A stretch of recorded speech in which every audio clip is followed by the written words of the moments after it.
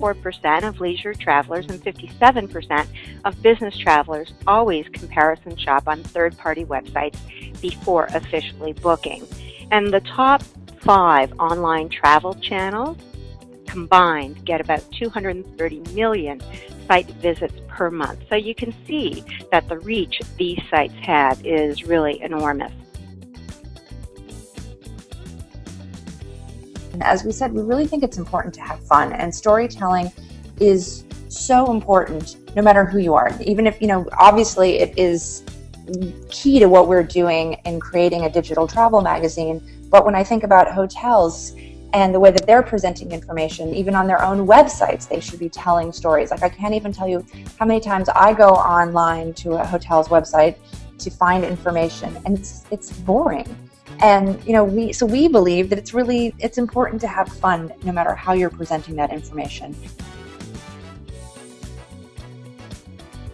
Laura, just to add to that, if you're a small hotel property, a lot of it is what's happening in and around your community as well. And so, it can be just local events and, look at what other people in your marketplace are doing and talking about. And I think you just get those little jewels, those little nuggets from a variety of different places. And it doesn't have to be this big, content strategy. It can just be the simple things that folks are talking about.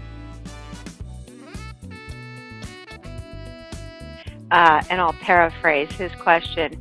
He's saying, it's probably really easy to tell great stories. Your hotel clearly is a luxury hotel. I have a very limited service hotel. Can I do the same thing?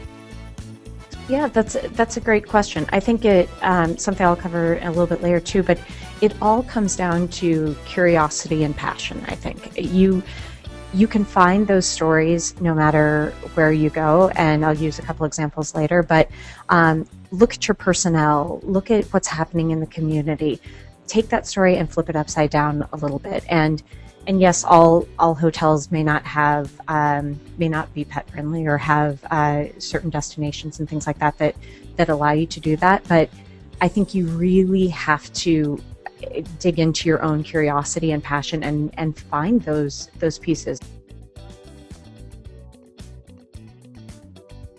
We were realizing that we didn't have to be so promotional because they were being promotional for us, and so we set up this an Instagram feed onto montageimpressions.com with #montagememory, because listening through all of the reviews that were going forward, they were posting these pictures. They were bragging about us in a way that was giving us this third-party endorsement that we didn't have to say this ourselves. They were already sharing that. So this is just a snapshot of some of those images.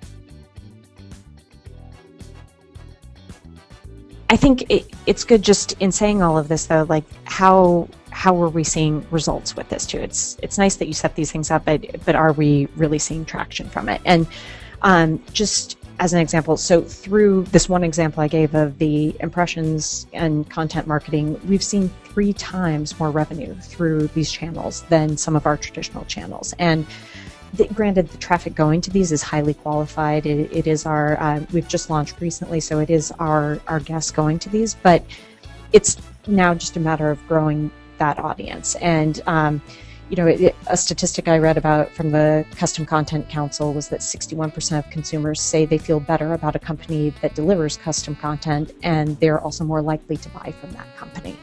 So just seeing that actually play out and seeing that come to fruition has been very, very appealing to us. As I think there was another statistic I read that the average cost to generate a lead through inbound marketing is about half the average for outbound marketing.